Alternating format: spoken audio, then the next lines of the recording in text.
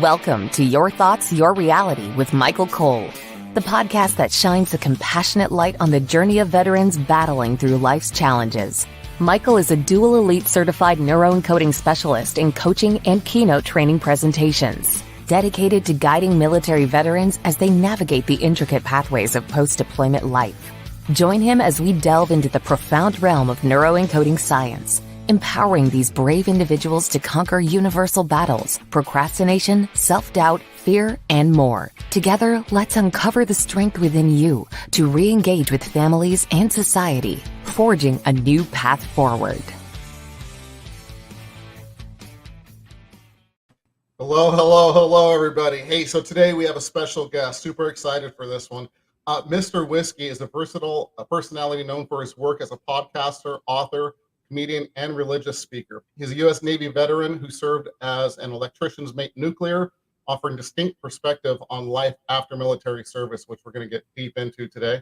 Focus on mental health, Mr. Whiskey uses humor and heartfelt advice to connect with military community.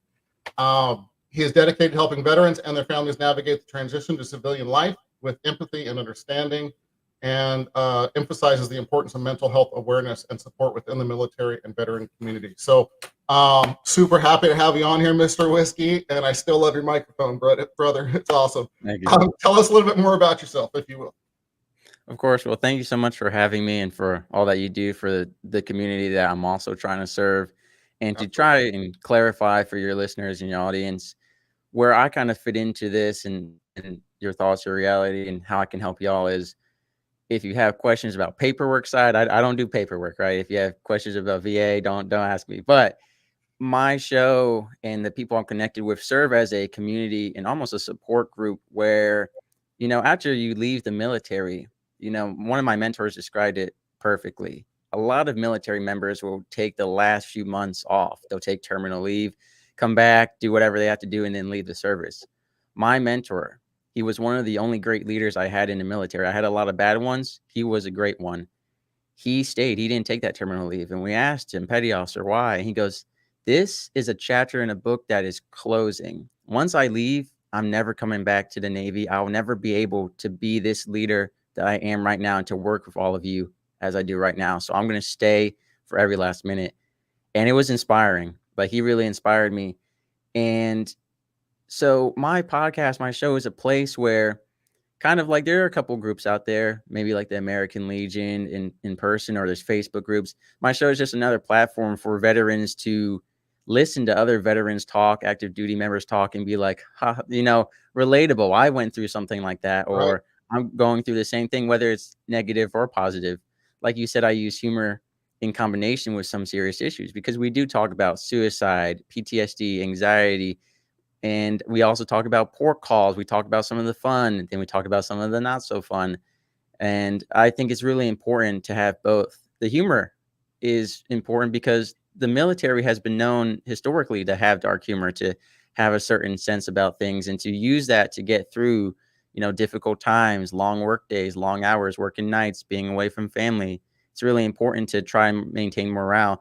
Especially, a lot of us end up at command climates where morale is not so great, unfortunately. Right. And so my show serves to help boost that kind of Navy camaraderie and military spirit afterward.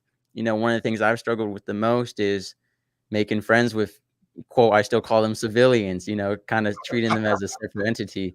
And so to be able to have a place where veterans and active duty members can come and tell those stories and kind of get it out of them and have that place, so that they don't get stuck in life feeling like their only personality was hating the service or loving the service. And now what? They still have an avenue to do that while transitioning and starting their new life. That's fantastic, man. And it's so important, like you said, to have that camaraderie still, because one of the patterns I see constantly is someone gets out of the military, they're not really prepared for it. They're going on the honeymoon phase, which lasts a couple of weeks, maybe a month, or whatever the case may be, and they're out having fun and all that stuff, and then reality starts setting in, and they've lost that camaraderie. So I think it's super important that you're doing what you're doing, with having a place to go and talk to fellow soldiers and people that just to connect with. And humor, I mean, is one of the best things for it, right? I mean, you release all those good endorphins when you smile and you laugh, and it really does so much good for emotions, mental mindset, and just people in general, for physical, your physical being, if you will. So I love that, man. Hey, so before we really get into this, I just want to let everybody know, on the top right hand corner of your screen, there's a blue QR code. Please scan that. It takes you to empowerperformancestrategies.com. Again, that's empowerperformancestrategies.com for those listening on the podcast forums later on. It has some books that I've written. It has, again, talk about community. It's got a couple of Facebook groups for veterans and a separate one for families, so that you can get involved and be, with other members of the civilian world. I almost said civilian world. Yeah. Of the world once you're out. So please check that out. So if we can, you ready to really get into this? Of course, always ready. As that is the Navy's motto, always ready. Hopefully I gave some of your Navy listeners a little, a little chuckle there. Always ready. Awesome, man. So as a Navy veteran and mental health advocate, how has your personal journey shaped your approach to supporting veterans and their families? I'm still kind of playing a role that I've been trying not to play since I was confronted by a chief on my ship, which was, he said, "Mr. Whiskey, even Superman couldn't save everyone." He said, "You're always supporting all these other sailors that you work with, but I never see you taking time for yourself. You really are burnt out." And that's a role I've been playing all my life, even before the service, friends, family, whoever it was. I've always been a therapy sponge for people. They, vomit all their negativity on me. And I got asked on one of my interviews, "Mr. Whiskey, who was listening to you after all that?" And I said, "No one. I went home alone. I walked my dog." And so it's shaped me in a way that, I'm still playing that role, and I feel like someone needs to play that role. But I also know that there's other people out there like me who are supporting our community but feel alone, and we need to help support them as well. And a lot of my journey has also connected me with people like myself, or like a dear shipmate of mine, who were these people who are happy, look great. We're the cool guy. We walk in the room, everyone's like, "Hey, Mr. Whiskey, or Petty Officer so and so," and it seems like everything's fine. And I know that, Mr. Whiskey is such a front for how I really feel on the inside. I'm on all these shows, and I'm cool, and I'm giving great advice, and I'm always making jokes. I do perform comedy, in fact, in the civilian world, and I live alone with my dog. It's always raining outside in Georgia, which doesn't help set the mood. But it's not just me. I had a shipmate called me shortly after I got out of the service and revealed that he's gonna miss me because, he had been suicidal and depressed, and I would have never expected it out of all my shipmates, because I sat down, I personally intervened on suicidal sailors. They've showed up to my room in the middle of the night looking to talk to me because they knew I was that guy who would listen and support them. And to have him call me and say, "I was happy just for that little bit of Magic the Gathering we played on the ship, and now you're gone." I mean, it really stabbed me through the heart to think him, like I said, just like me, was smiling, talked to everyone, was doing what he had to do, and I would have never expected it. And there are some great people who have come on my show, veterans and active duty members, who are leaders in the military, or were leaders, people who did years and years, way more than me, and they seemed so well put together, and they were dealing with the same things. Right. And one of the things about active duty members and veterans is I've yet to meet one who hasn't experienced a suicide or losing a shipmate or a sailor in a combat zone or at port. And a lot of times it's unexpected, and talking to them and how they feel about it. So it's shaped my journey in that I want to be there for people, as many people. And my biggest struggle right now is reaching the active duty member community and veteran community, because they're so busy, especially active duty, especially the nuclear community of all. And I know one of the things that has been on my to-do list that I've pushed off, which I feel like a lot of military members and veterans are so busy, they get involved in so much trying to find themselves and connect with people, that we push off a lot of things. I've yet to go to a single American Legion since I've gotten out. I've yet to make friends and connections or join the Facebook groups. The very ones that I promote, I've yet to be a part of. And Right. so there is some hypocrisy on my end that I feel, but I just am so caught up trying to provide for everyone else. And so just a reminder, again, like we saw on the screen there, to take care of ourselves.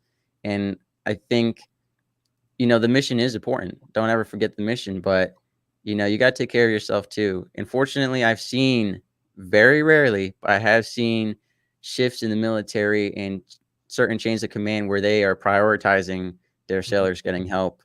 Yeah. And You know hosting what? this show Please has go ahead. really, it's a negative and a positive thing. I've seen a lot of veterans and active duty members have all brought up the same exact issue. So it breaks my heart that we can all be expressing the same issues and nothing's being done about it. But at the same time, if we have enough people feeling the same way, then we can enact change. The issue is, the military is a rigid structure. And I had a Marine who served for over 30 years come on my show, and he really opened my mind to something a lot of us military members trying to always petition for change need to think about is, if it changes too much, the military will collapse. And you got to think about the size of it and how long it takes to make change, and what can we prioritize in such a big organization that needs so many changes. What do we need to prioritize that is most beneficial to the well-being and mental health of our military members, as well as promoting wanting to stay in? When I was getting out and throughout my military service, all I saw was people getting out left and right. I knew more people getting out than staying in. Yeah. And I want the military to be an organization where we want to stay in. At one point, I wanted to do 20 years, and that was taken from me from several circumstances. And I don't want that taken from people. I want people to, just like the old war movies and like the commercials we see, I want people to love our country, which is a totally different issue on its own, but that's a huge factor into why people want to serve or not. Our military is a representation of America, and America is a representation of military. Yeah, And what we absolutely. Can I need ask, is, ask you a question really of quick? course, So first of all, I want to say something. You made a very valid point, man. Put on your mask before you put it on for someone else. Just like the airlines tell you, right? Because right. if you're not good, how are you going to help someone else down the road? Because sooner or later, it's going to be a problem. So please remember that, everybody. Take a minute for your own self-help. Can you give us a couple of quick thoughts on what you do for yourself for self-help? I know you're very focused on the other, like you said, but what are you doing for yourself? So when I do Besides make your the time, dog. which Besides your dog. right. I do have my dog on my lap right now. She is not officially registered as an ESA, but she might as well be. She goes everywhere with me. I have a stroller for her, a purse, a backpack, anything to get her anywhere I need to be. And I'm very, God bless to live in a town that is very pet friendly. So Oh, luckily I can take her a lot of places. But, I didn't have her with me when I was on the aircraft carrier or, right. when I was doing this and that. And so writing has always been an outlet for me, and I've got my first nonfiction book coming out. It's called Who Would Miss Me? And it's because when I spoke to these suicidal sailors and I listened to them, that was always a big question: who would miss me? Hmm. And I was asked on an interview once, Mr. Whiskey, is it who is it really taking their lives in the military? Is it a certain group of people, this or that? And I said, we can look at the stats, right? We can look at white, black, chief, officer, man, woman. I said, none of that matters to a suicidal person. Who would miss me? They have no sense of identity or purpose anymore. I said they don't even know if they're white or black or a man or a woman. That doesn't matter to them. Whether they're a father, a husband, have kids or not, sometimes it gets to that point. I said, we as investigators assign that and think. I said, that's one of the least important factors in my opinion. It's not about who it is. Mental health is something that affects everyone. Right. It's the stuff in the military that was affecting them that matters, not who they were on externally as a person. It's what was going Absolutely. on internally. Absolutely. And so, So what are yeah, some tips that you would give to move people, for that self regulation, that self help? I think I've posted before, and it gets some backlash from people who indulge in certain things, but they're not understanding it correctly, which is de-stressors that are negative versus positive. Unfortunately, the military breeds unintentionally negative de-stressing. And while the military itself puts out, don't cope with stress by drinking, smoking, this and that, a lot of people choose that. It's an easy route, it's a quick route. They drink, they smoke. There's a lot of sexual addiction in the military. There's a lot of just shut down where people will go and just sleep and they never do anything with their free time. And I get it. We're burnt out and people are always telling us go for a hike, go check out the town you're stationed near. And then we don't. And honestly, that's one of my biggest regrets is not spending more time exploring the area. The military is an opportunity for you to get paid to travel somewhere. And look, I only went to Virginia. So a lot of people who were serving with me hated it. They wanted to go outside of the country or a different state than Norfolk, Virginia. But at the end of the day, we got taken somewhere new. We should take advantage of it. But so many people, the video game addiction is huge too, which that's fine. Take that time to have that little bit of video game time or TV time, but don't waste away in it. And I've seen so many military members waste away in it.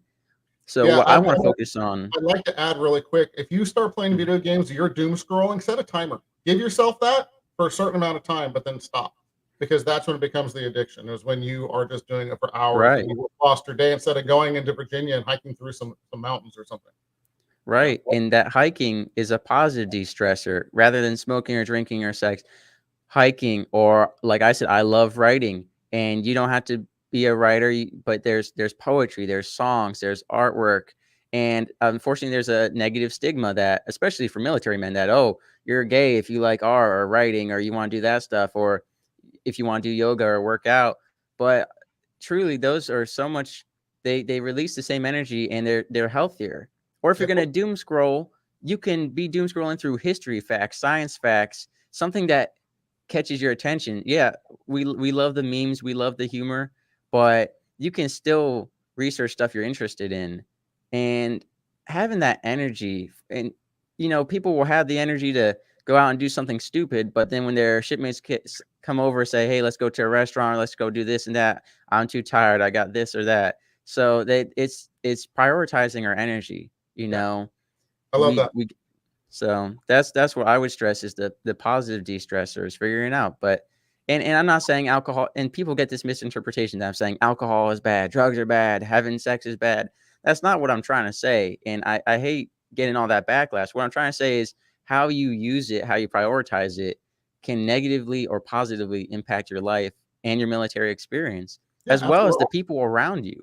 Yeah, absolutely. And I totally get that. So, and the reason we do those, number one, it's an escape method. When it becomes the addiction, we're escaping, right? We're doom scrolling, we're drinking until we can't think straight, all those things, because we're trying to escape something else. So what if we were to change whatever we're trying to escape and literally put that into a learning experience, whatever that case may be, because it literally is the meaning that you're giving it.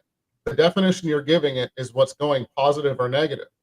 So, I don't care what it is in life, you can generally learn from it and then make it a positive so that you're not leaving that trauma and rolling in your head and so on. There are so many different outlets now with releasing endorphins in a good way, whether you're working out, hiking, laughing, like you're talking about. Go see Mr. Whiskey at a comedy show or watch his show or something, but get those positive endorphins going, because it's going to release all of those good hormones we need. That you're doing the same damn thing when you're sitting there scrolling, or you're that sex addiction, or whatever the case may be. Just like you're saying, you can absolutely turn those things into a positive if it's in the right way. So I love what you're saying there. Right. And might I add something? Please. One of the big issues too is the transition from high school to military, because a majority of the military is 17, 18, 19, 20. And what you have is, because there's a lack of, I believe that the world is severely lacking mentorship, that our young adults are being raised by social media in bad ways and force feeds and a lot of immorality. But even if you just look at their parents, a lot of parents are divorced or busy. Families aren't the same they were. The family time spent together aren't the same. Guidance counselors and teachers can't fill in for parents for every student. They have enough going on as well. And so you go into the military And we get this idea that now we need to be an adult because we're in the military. And that's true. At work, you need to be a responsible, mature individual. Don't get me wrong. But we take that and we say, all right, well, now my hobbies need to be adult hobbies. I gotta smoke and drink and be, a man, and everything else, all those de-stressors that you and I just talked about that are positive, they associate that with, if not gay, it's that's for kids. That's like for kids. We're men. We're gonna go out drinking. That's how we deal with things. And I think those mindsets of masculinity and feeling like you need to be an adult just because you're in the military is wrong. You need to be responsible and mature, but you can still enjoy the stuff that you enjoyed, and I think the only thing that really transitions over is video gaming has become like, now we got a lot of full adults who play video games, which is awesome. But unfortunately, that mindset that we need to, in the drinking, the idea that military members need to drink, I didn't drink, and I was always pressured. Mr. Whiskey, you're a Navy sailor. What do you mean you don't drink? You have to drink. And because of my father's battle with alcoholism and all that stuff, I had personal feelings against it. Right. And I do drink now when it's a social event. I don't day drink or just drink. But I knew people I served with who would just go home and drink a whole bottle of whatever it was and pass out. And that's awful. That's awful, especially when you're seeing 18-year-olds do it, 19-year-olds do it. And, part of the issue is that you're putting this stress and workload of adults onto really people who are still just young adults who were kids a couple months ago. And Right. now you're in a situation where you're being treated like an adult, but treated like a kid, but you're not having those outlets to be a kid in a way that is positive or healthy for you. The only way you're being treated as a kid is in terms of laws. You can't rent a car, you can't go to a hotel, you can't drink, all the stuff that we want to have if we're going to be treated like an adult. But you don't have the time to do this and that, unfortunately. Yeah, I agree. You're thrown into that world, and you're an adult, but you're not an adult. I agree 100%, and it's got to be very confusing. And I think really, of course, the military, and I'm not throwing shade on the military. I'm so grateful. Thank you, God. Right. But they don't do. They're conditioning people for a reason to go and do what they need to go do. Whether that's active combat zone or not. They don't do the job well enough, and there's been improvement. In the VA, there's been improvement, but they don't do the job on helping condition to come back out and go back into the civilian world. And that's where I see the um, biggest flaw, if you will, right? Don't, because you're conditioned right from the beginning. Don't ask for help. Get your job done. Don't be, weakness is asking for help or talking about your feelings, all those things. So, if we can get in and podcast, whatever the case may be, into that younger crowd, how much of a difference can we make with neuron coding or whatever the case may be by just having the conversation so the stigma gets wiped the hell out and people will actually talk about it, feel comfortable talking about it, because that's the change, in my opinion, needs to really happen. Right. Stop giving your friends shit. Stop giving the soldier next to you that may save your life shit. Be there for them when they get out as well. Any And thoughts? well, I was going to say, you talk about, they leave the military and they're still wearing the uniform. I'd like to argue that even while in the service, a lot of members don't take off the uniform when they get home. Mhm. Yes, you need to still be vigilant. You still need to know that you're a military member. And that may make you a target for scams, for attacks, for whatever. I've seen, I've experienced, I've lived in an area where sailors and Marines were targeted. They were killed, they were robbed, they were scammed. But that vigilance, that alertness is different from still acting like you're on the ship or on base, or, have to be so blocked off and rigid.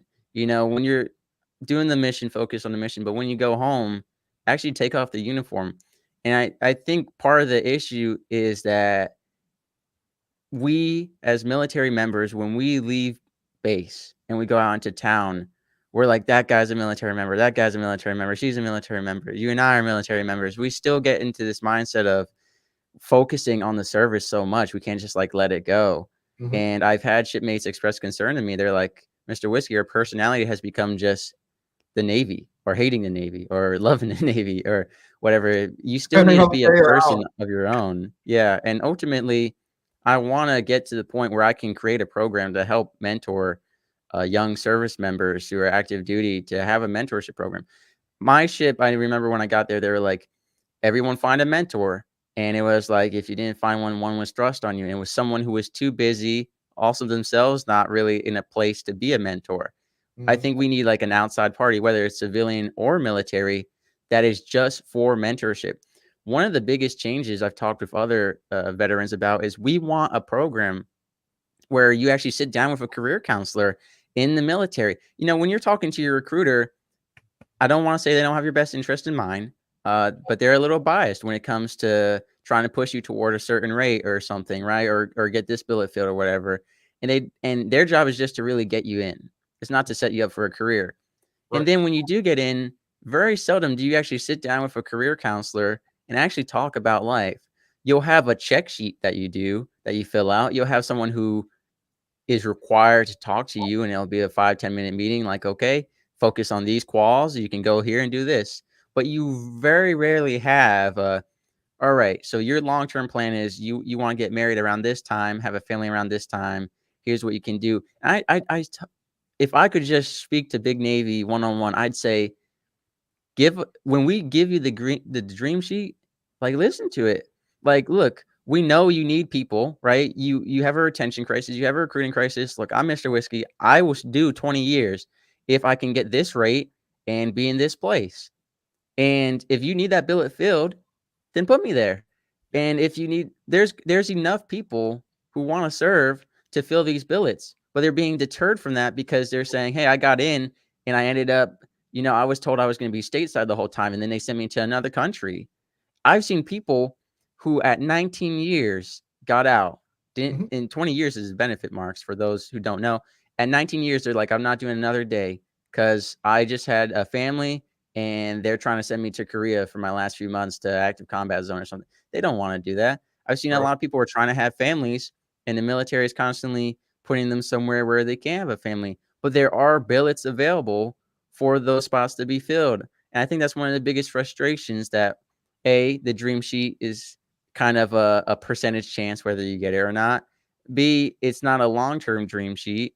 And C, that you're not really sitting down and talking with a career counselor and saying, hey, military, because at the end of the day, it's a mutual relationship. It's not, but it should be, right? It should be, I want to serve my country. I need a job.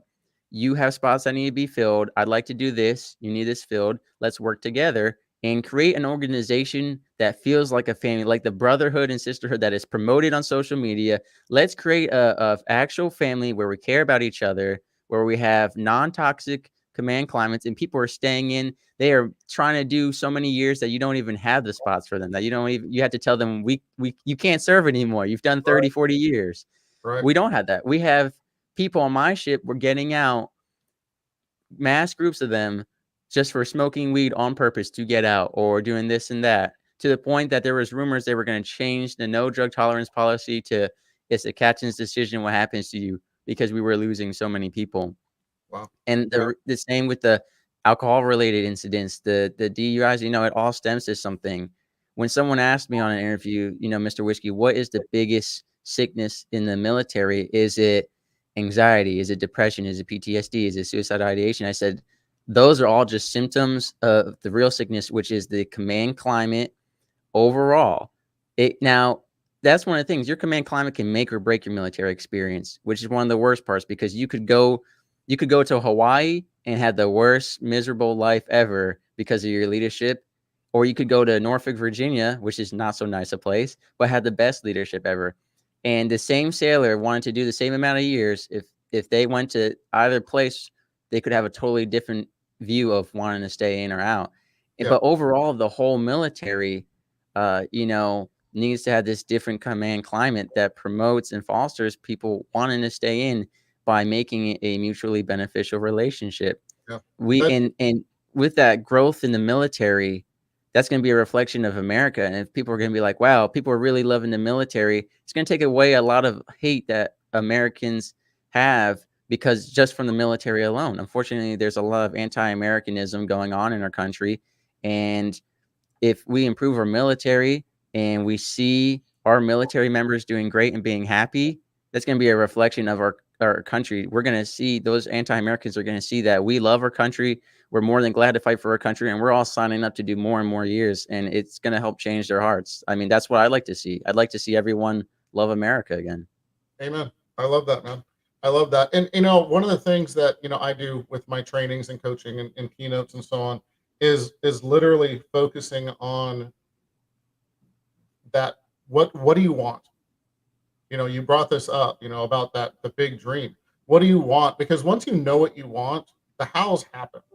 And you can break those and chunk those down into goals, whether those be 3 years, 5 years, 10 years, 20 years, whatever the case may be, just like you're talking about. So I think it's super important, to get that in there, just like you're saying, so that it does feel like that family and it is oriented towards you.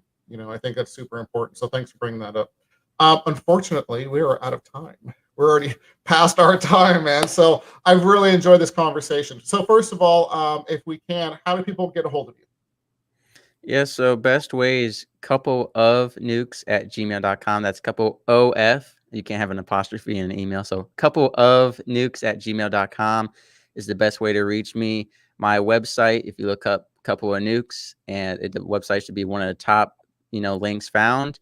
That has every episode, my most popular episodes highlighted for you, categorized into each different military branch, into different subjects. Oh, I have cool. every guest and all their information, every show I've ever been on, and all my contact information there as well. Couple of Nukes is my Instagram as well. I just started that recently. And then my YouTube also Couple of Nukes. So everything is pretty much Couple of Nukes. I'm getting And that. on my podcast, there's now the new Buzzsprout fan mail feature, so you can actually text me. I can't text back, but if you have anything you want to send, and right now I'm working on my show. I want to foster a lot of engagement from people. I want y'all to send me, what are your questions about the military? Because if I can't answer your question, everyone who has come on my show has offered their contact information to talk to. So if you don't want to talk to Mr. Whiskey, I've got the Marine Sniper Rifle Association president came on my show, and he said he'll talk to any one of you. I've got a guy who works for the suicide hotline for veterans who came on my show who is willing to talk to you. I can get you in contact with someone, whether it's Army, Navy, Marines. And just to clarify real quick, my show also it's not just stories for veterans and active duty members to relate to one each other. I also have guests come on to help you transition into the world with relationship advice, real estate advice, financial advice. Like I said, outside of VA paperwork, I try to give you as much as I can, resources and people wise. So Awesome, man. Awesome. Absolutely. So, as promised, we're going to ask you to do 3 tips to get veterans and their families further faster. yeah, so the biggest one is finding a support group, whether it's the American Legion, Facebook, or even if it's just listening to a show like Michael Cole's show. That might be the support. You just need to feel listened or heard. And that doesn't necessarily mean you have to go sit with a group of people. Some people don't want to do that. Some people might not like that. And so number one would be get that support group, and definitely don't fight the civilian world. Don't treat it as an outside entity like these people don't understand. It is different. I get it. I've seen some of the work ethic. I've seen some of the mindsets around things. They're a little different. But there are plenty of people in the civilian world who are very much military members that just never served, and they are there for you. And there's a lot of love and support from the families, people like Michael Cole. So there are people out there for you. Number two, just because you get out of the military doesn't mean you still don't need to de-stress from it. There are memories that pop up left and right. There are subtle things, subconscious things. And so still de-stress, not through smoking or drinking or doing anything bad, right, and abusive, but if there was stuff you enjoyed doing in the military that helped you get through stuff, just because you're out doesn't mean that stress is going to go away, and you're going to have the whole new stress of the civilian world. So keep practicing your de-stressors, and any military resources that you were using, as long as you have access to them as a veteran, keep using them, that whatever was helping you.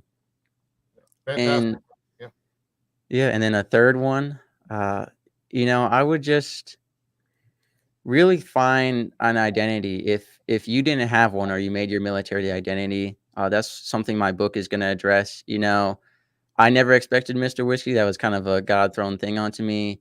But if it wasn't for Mr. Whiskey, I would have gotten out, and I don't know what I would have done. I'm not saying everyone go name yourself after an alcohol and start a podcast, but find someone. And I mean, outside of being a father, a husband, a mother, a wife, find someone new. This is your chance to start a new life. The military, a lot of people see it as the big part of their life, especially the longer you're in. But you got to see it as just another stone in a path you're forming in life. And, Okay. like my mentor said, it was just a chapter in a book. It came to an end, and you've got a lot more chapters to live after that. So find support, and that could also be a religious community. If it's not military, it might be good to connect with a religious community, even if it's just a peer group or even a women's brunch club. There are so many with social media. There are so many ways to find groups, either virtually or in person. So find those.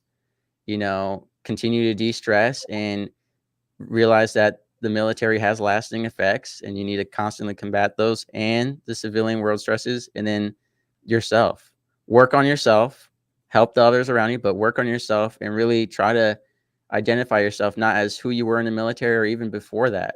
A lot of people try to revert to their old lives, and that's an issue they encounter on leave and vacation in the military too. You're Yeah, not the you're son or different. daughter you were. You're not the person you were. It's part of life. You can still be like that person, but you got to combine that with everything you've gone through now and start anew. Yeah, you've grown, and so are the people around you, your family at home. Everybody's changed. Everybody has, whether that been 6 months, 2 years, or 23 years. Everybody has changed. So, really, kind of be present with that. I love that you said that. And your old book, it's okay to look in your old book to learn from and take the leadership skills and the amazing skills that so many of our veterans forget they learned because they just think it's a job to use to start your new business. I work with people all the time. Start your new business. Figure out what you want in your next life. Like you said, man, I love it. Hey, man. So, as always, our time here, as human beings, is the most precious resource we have. So we don't get it back. Thank you for spending this time with us, man. Really appreciate it. No, thank you for having me, and thank you for serving our community. Absolutely. All right, everybody, we are out of here. Thank you for joining us on another insightful journey of Your Thoughts, Your Reality podcast with your host, Michael Cole. We hope the conversation sparked some thoughts that resonate with you. To dive deeper into empowering your thoughts and enhancing your reality, visit empowerperformancestrategies.com. Remember, your thoughts shape your reality, so make them count. Until next time, stay inspired and keep creating the reality you desire. Catch you on the next episode.